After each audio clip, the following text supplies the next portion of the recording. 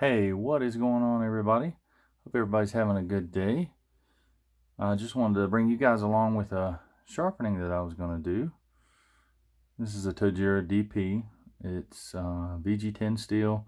It's made in Japan, and it's a Sentoku. It's about a 6 or 7 inch blade here, and it's one of the most used kitchen knives in our kitchen. As you could probably see, it's beat to death. And my wife was telling me the other day that it needed a little facelift, so I went to check it out, and yeah, it's kind of dull. As you can see, I would never do that to a edge that I'd sharpened. Of course, don't try that at home, but I don't know if it'll even come up. There is some nicks in the edge. I think you can see a few of them, some chips. Let's see if you can hear it.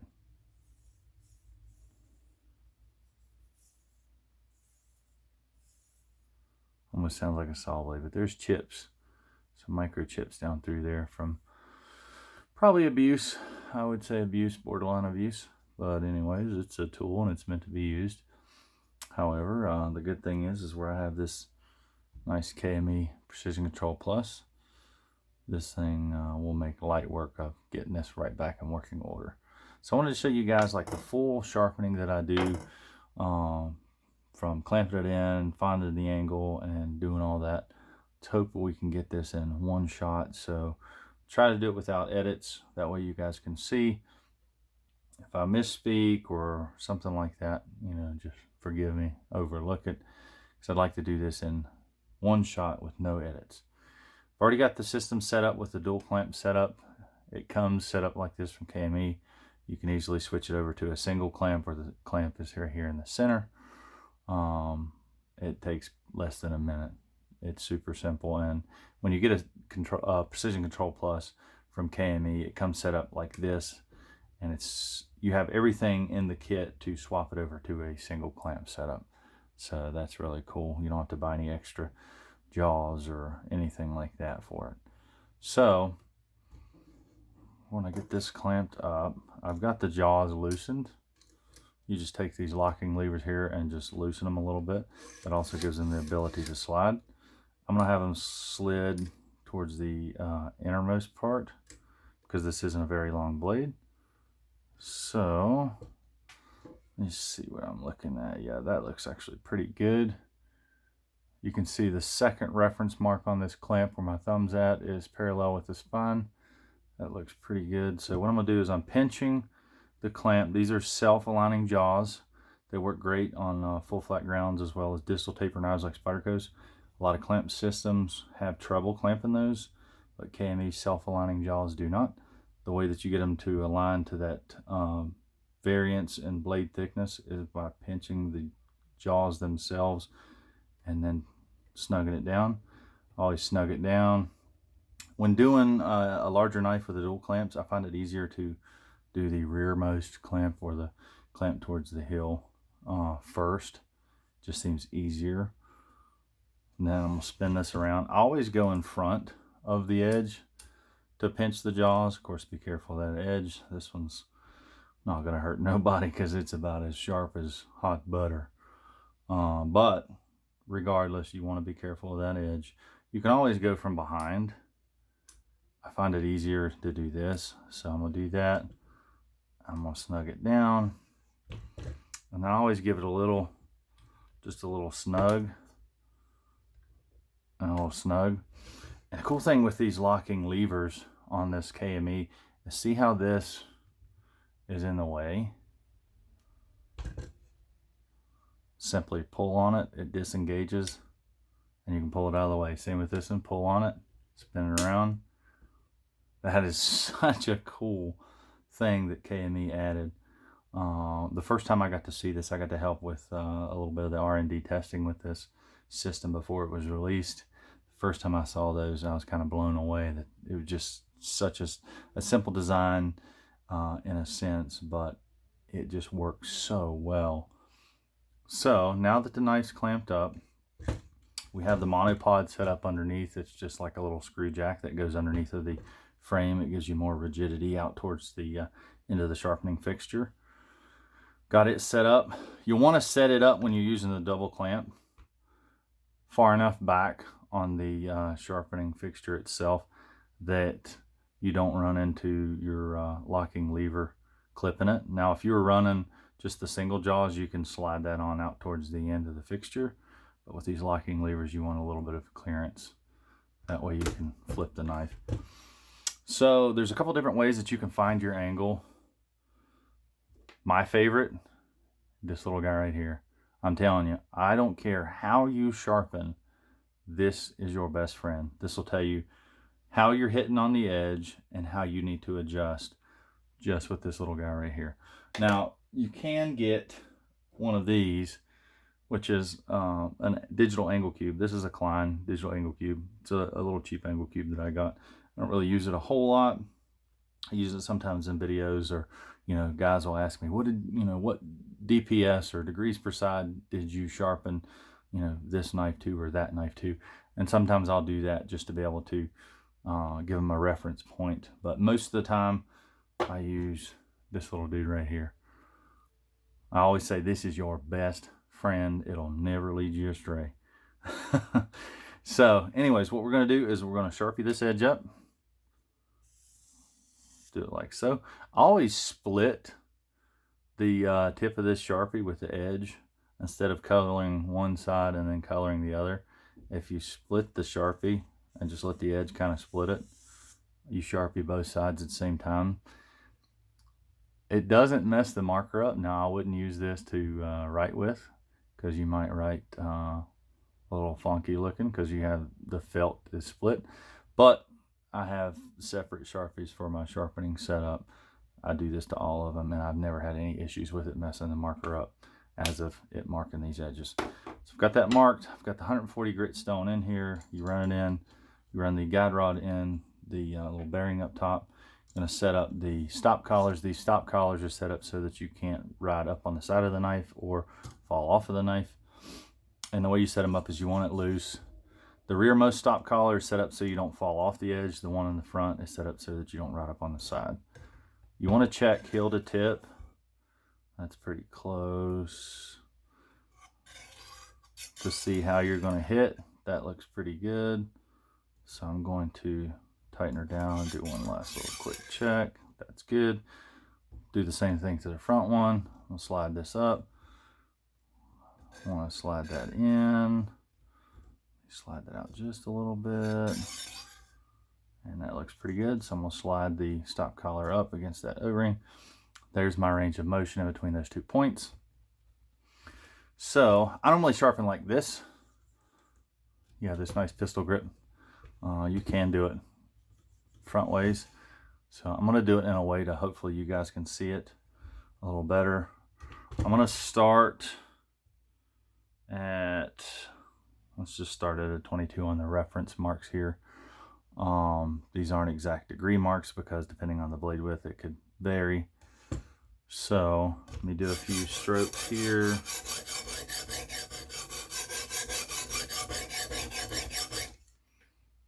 And that's actually looking pretty good.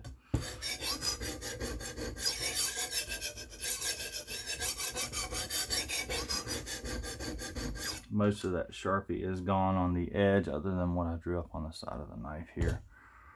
And just for you guys that use angle cubes, let's just see what this is showing.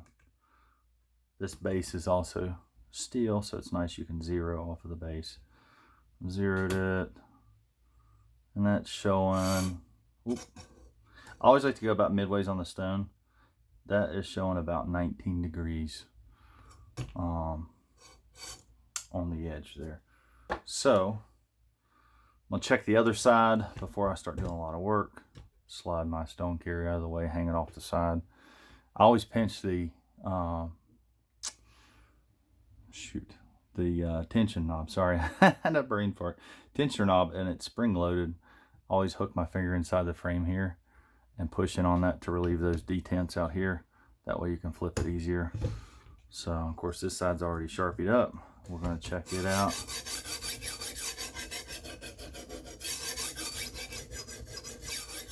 and that looks good as well on my angle. Hopefully you can see that some. This knife has been sharpened on the KME previously, so I've done fixed the inconsistency side to side that this thing came from factory with. On a brand new knife, you're going to have to fix those because the angles are going to be different on each side. You might have 20 degrees on this side and 25 on the other, because you got a guy at a belt sander doing it freehand at most companies. But I've done fixed it, that's why these are pretty close. Now I have freehand touched this up on a ceramic rod in between sharpenings, so it's not exactly flat on these. There's a little bit of convexness to the bevel here because they're just doing it freehand. I don't like chef steels because I don't really feel like they do a whole lot. I like the ceramics because they do actually remove material. So my angles look good. I'm going to do a little work here. You want to try to get a lot of the width of that stone. And it took me a little while, I'll be honest, from the time that I started using this new system with 6-inch stones. I had muscle memory of using a 4-inch stone off the original KME. So retraining myself to use more length of that stone. Something also I forgot to do and forgot to show you guys is once I found my angle, there's a little nut back here. It's just like a little locking screw that locks this thing in, and you just have to snug it up. So now that that's snugged up,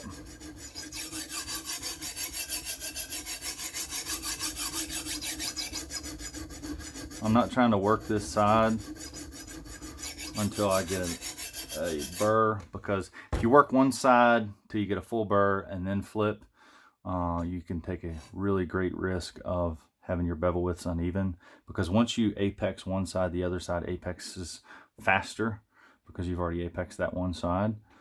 So you want to work a little bit, flip, work a little bit, go back and forth till you get a burr heel to tip. So I'm going to flip. If you can't tell, my table is not completely flat. I made this, me and my buddy did, by hand, and I'm not a furniture maker. So if you see it moving around a little bit, it's because it's not flat. Let's see, I don't have a burr yet, which is, like I said, I'm not really looking for one. When doing your tips, you want pressure towards the tip, but you don't want to go so far past the tip on the stone that you fall off and roll over. You want to only go about a third of the width of the stone to half past. What I mean by that, let me see if I can show you guys. It's something like that. You don't want to go past that point because then you take a great risk of falling off.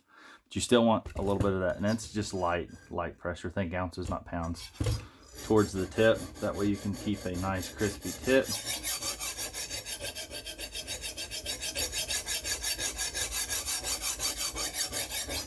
And on these portions that are like the belly portions, you don't want to do a lot of vertical passes because you can flatten that. You want to do like a sweeping stroke.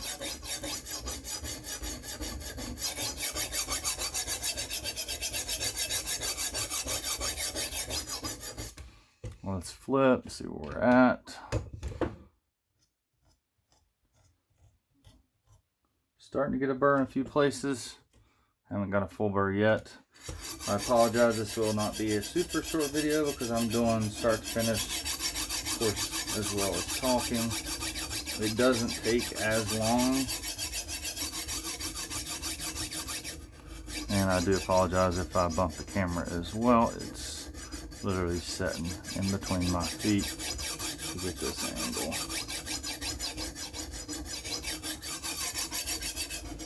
I'm not the greatest cameraman, but I can show you how to sharpen a knife.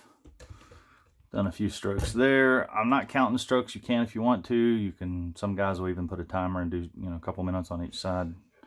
I'm just doing a little bit of work, flipping, doing a little bit of work. I use the side of my nail to feel for a burr. I'm starting to get a burr. I don't have a full burr because I can feel some places that it doesn't grab. I have some good lighting above the table here, which helps as well. Some guys I've seen, they'll use a headlamp, which isn't a bad idea. I've thought about trying that. I haven't yet. So any of you guys that's actually tried that, let me know what you thought. Alright, let's see how we're looking. I've got a lot of that damage out. There's still a few small microchips. Let's flip. You can hear that burr in some places. Not so much back here. I need to do some more work on the hill. And I'm using about the weight of the stone carrier and maybe the weight of my hand. I'm just guiding the stone carrier. And the good thing is where I have those stop collars set up, it gives me the ability to go a little faster. In a sense, you still need to be careful. Keep your fingers out of the way. You don't want them hanging over on the bottom or anything like that, because you can really get hurt easily. As long as you keep your fingers out of the way, you'll be alright. Do a couple more strokes on that heel. Let's flip. See where we're at burr wise. There we go. Need a little bit here, a little bit towards the heel.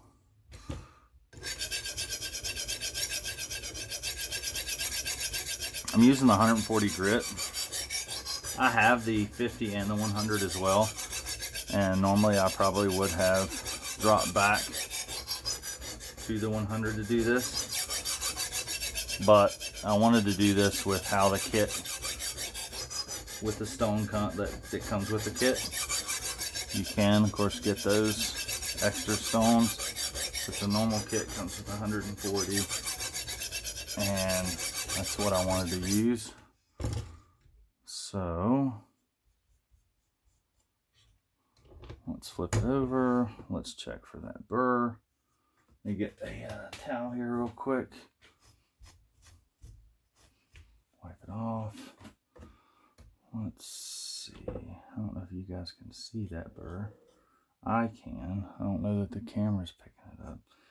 There's a portion about the width of my finger there that needs a little more work. And then just a little portion right there.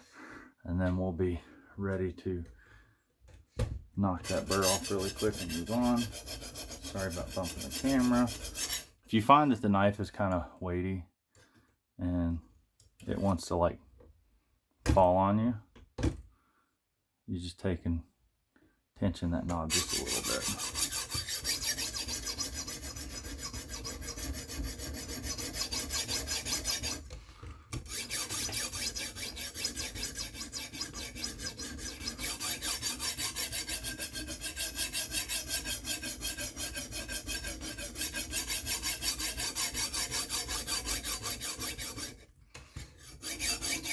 I hope I'm not making you guys basically like seasick with moving that camera.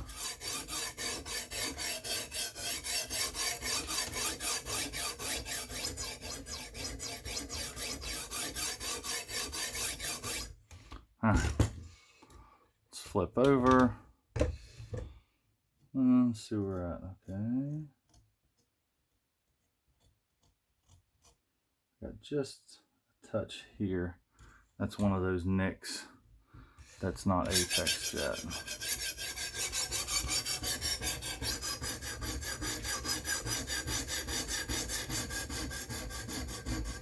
Let's focus a little bit of work there. And this VG10 from Tojiro is pretty hard stuff. I don't know what the Rockwell is, but just sharpening it, I can tell that it's pretty hard steel. I know that just performance wise, I've had this for a couple years. It does pretty well.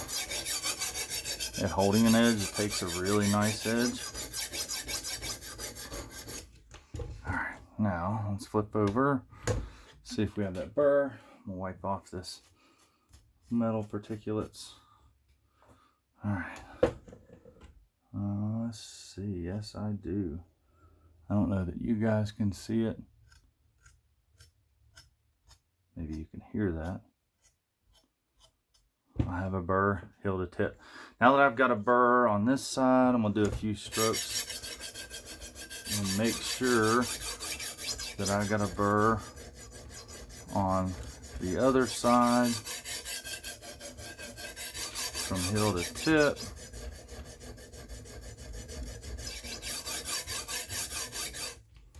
When you're sharpening a knife, it's not a race. Trying to do it a little quicker in a sense, so I don't keep you guys forever. But take your time. When you get in a rush, you can get hurt by cutting yourself, by slipping or something like that. Or you can, that's when you damage a knife, or, you know, do something to it that you otherwise wouldn't had you been taking your time. So let's check the burr on this side. Wipe that off. This is just a microfiber cloth. KME provides a nice little shop towel in their kits. Mine is in the wash now, so I'm using that little microfiber. And I do have a burr. Let me see if I can pick this up and show you guys. I don't think it's going to show. Just a little glint. You can hear it. I normally check with my fingernail, like the side of it, like that. You can use a Sharpie if you want. And it just wants to grab.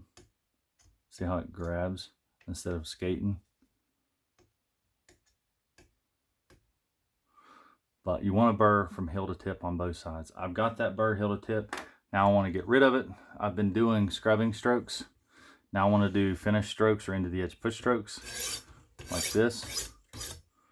I'm using just the weight of the stone carrier doing this. You can do it in one big motion. I find it much more comfortable to do it in sections.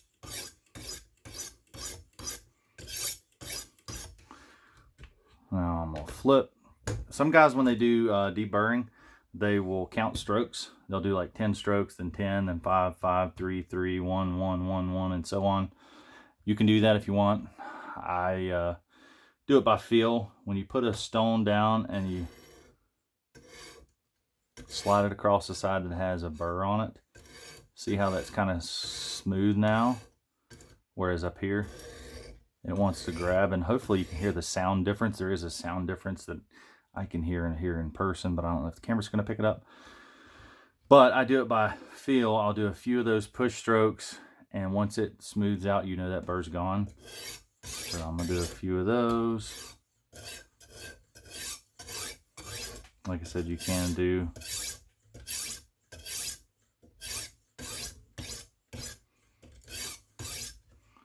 and that burr is gone. Now I'm going to do just a couple single strokes on each side, and then I'm going to move on to the other stones. Let me do one more. And this thing is screaming sharp, I can guarantee you that.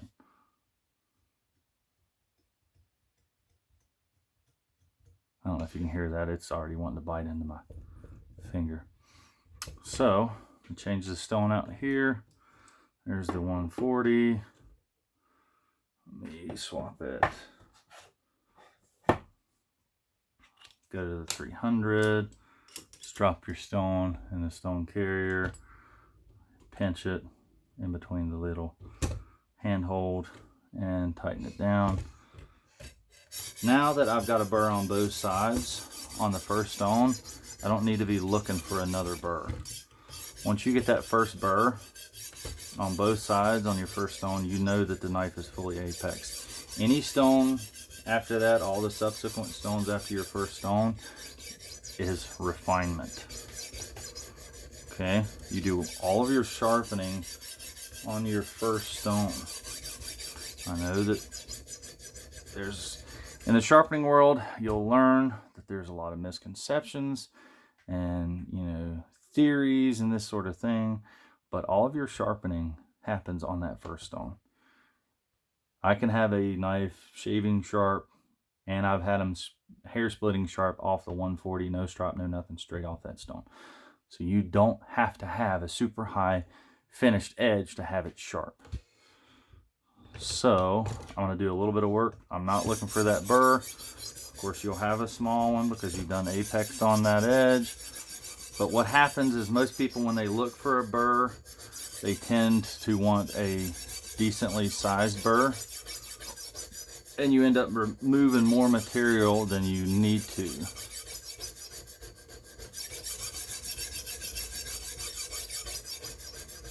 Do a few strokes there. Okay. Do a couple more strokes on each side. You don't need much. Now, if I was going for a mirror, I would probably spend a little more time on each of these, but I'm not. I just want a sharp knife. All right, let me flip. Like I said, I do apologize for the weird angles and whatnot, because this is a little weird with the camera. I normally, like I said, I'm normally like looking like straight down when I sharpen, because with the good light, you can see the scratch pattern change. And that's all you're doing, is each stone after the first stone, you're just getting rid of those scratches from the previous stone. That is the refinement portion. The 140 leaves some deep scratches, so the 300 is going to smooth those out. Once you do the 300, you go up to the 600. The 600 is going to move those 300 scratches. It's going to remove them, and it's going to smooth them out, and so on and so on, and the higher you go. So let me do a couple on this side real quick. I don't want to drag this out too long for you guys. All right, now I'm going to do just a quick deburr stroke or two to knock off what little bit of burr I have. Okay, now I'm going to swap over to the 600 grit.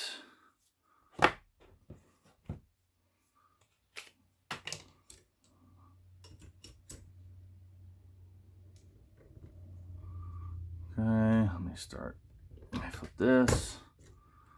Doing the same thing. You're just doing basic refinement, and maybe you can hear the difference. Make sure you get that tip. Like I said, don't round it. But maybe you can hear the difference in the sound of this, because it's much finer than the especially the 140.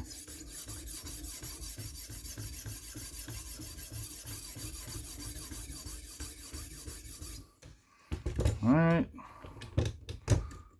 do a little bit of work on this side. And too, especially on mirrors, but you want to do it in general, you want to give a little extra care to that tip area and the heel area, because they don't get as much love as the rest of the edge does when you're sharpening. So just, you know, a little, I wouldn't call it pro tip, I'm not a pro, but I've made enough mistakes to know what to tell you not to do. All right, doesn't take long to remove those. Now I'm gonna do a couple deburring strokes. Sorry about hitting the camera.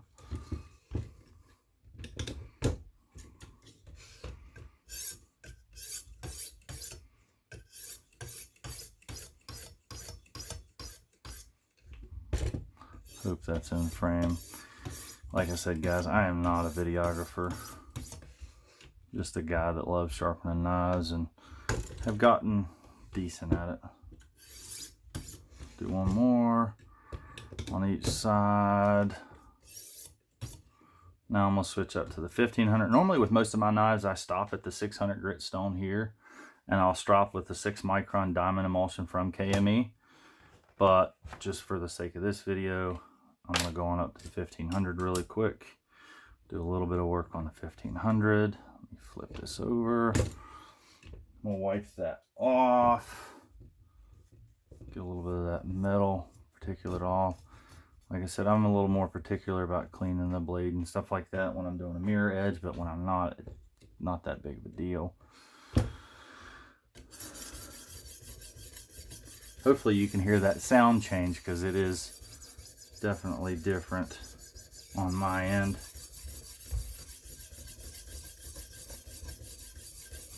I always like going into a up and diagonal motion, because that orients those teeth back towards the hill that way. On a microscopic level, this is almost like serrated. It's got like teeth.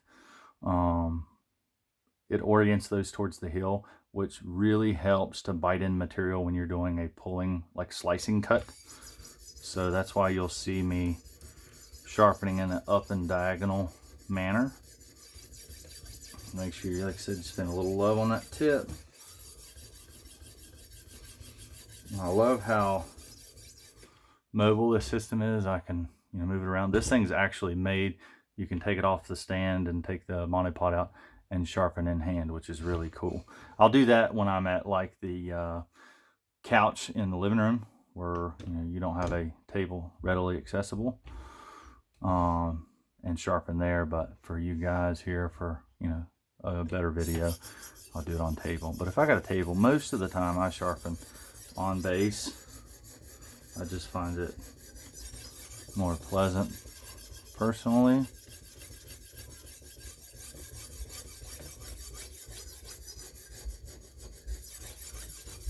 Funny enough too, I've told a lot of people this, that with sharpening you can make it as hard as you want and as like complex and difficult, or as easy. It's wild that some guys, like I said, they'll take their edges down to a point, 1 of a degree to whatever, edge angle that they want, and they'll count strokes on each side or time it with the timer and all this other stuff. And you can do that, and if that's your, game and that's what you like, then jam out, But you can make it as easy as you want. Throw the Sharpie on there, find that angle, do a little work flip, eyeball it, rock and roll, and you'll be sharp at the end, I promise you. So I'm going to do just a little bit more on this side. Like I said, give a little love to that tip. Make sure you don't roll that over. You want that nice little tip. A little bit more work when I do a couple final passes. And then I'm going to throw that strop on there. We'll do a few stropping strokes. Pull it off and we'll show you what we got.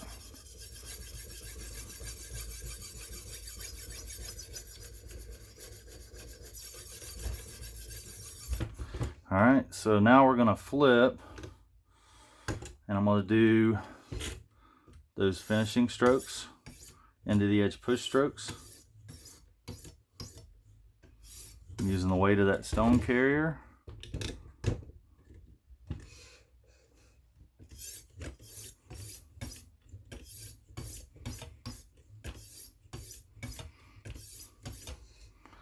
Okay, now I'm going to do 1 stroke each side. I'm using less than the weight of this stone carrier. I said 1, that's 2. But anyway, I'm going to use less than the weight of the stone carrier. And I'm going to do 1 last one on each side, and what I call is like kissing the edge. I want this stone to still ride on the edge so it cuts, but I'm using less than this thing weighs. I just want it to barely kiss it. Same thing on this side. All right, now we're going to pull this off. And let me put my stone back in my little cover over here. I'm going to clean the blade off just a little bit with some rubbing alcohol on one of these. That way I don't contaminate my strop. I always keep rubbing alcohol in a little spray bottle when I'm sharpening. It's very, very useful. Okay, so I've got that cleaned off. Let me put my strop in just a second here, guys. Okay, now we've been doing scrubbing strokes and just into the edge push strokes. Stropping, do not, and I repeat, do not push into the edge. You will slice the daylights out of that strop. Ask me how I know. Like I said, I'm not a pro. I've made enough mistakes that I can tell you what not to do. And that is one thing you don't want to do. All right. So when stropping, you want to do pull strokes only. Lift up, pull. You want to get heel to tip. Just like so. Heel to tip. Let me see if I can get a good view of that. This is, I feel like I'm hugging this camera stand.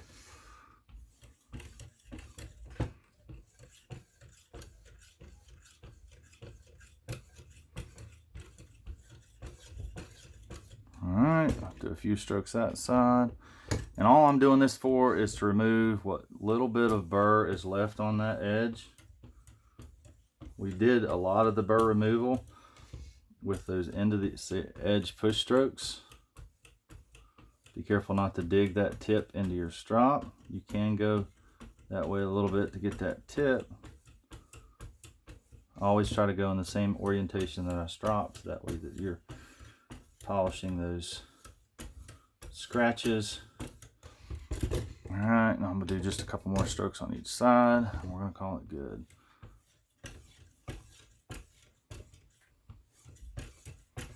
Like I said, this is loaded with 6 micron KME Diamond Emulsions. If you guys haven't tried that, where have you been? What kind of rock are you living under? No, I'm just joking. But no, seriously, if you haven't tried those, you guys really need to try the KME Diamond Emulsions. They are absolutely the best stropping emulsions that I've tried on the market in my personal use. They are great. We'll do 1 stroke each side. And this will polish this up a little bit. It's not going to be a mirror. It'll be reflective.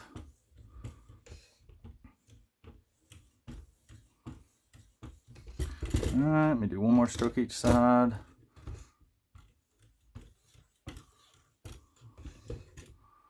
And then we are going to call this done. All right. Now, just take your stop collar off. Slide your guide rod out. Always slide that stop collar back on. Pro tip. These are easy to lose. Not that you couldn't get another one KME, but they're easy to lose. I'm going to slide that back there. To get this out, always take it, point it away from you. Pull these locking levers and put them at a 45-degree angle to this bar. I don't know if you can see that. See how that's a 45-degree angle? Over towards the left. Just like so. Now they're a 45. Grab your handle.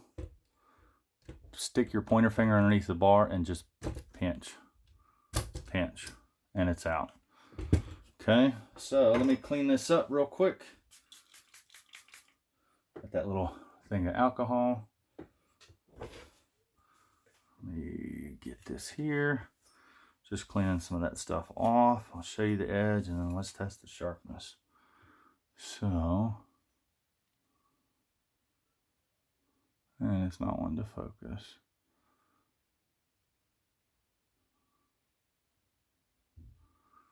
Do the old arm hair test.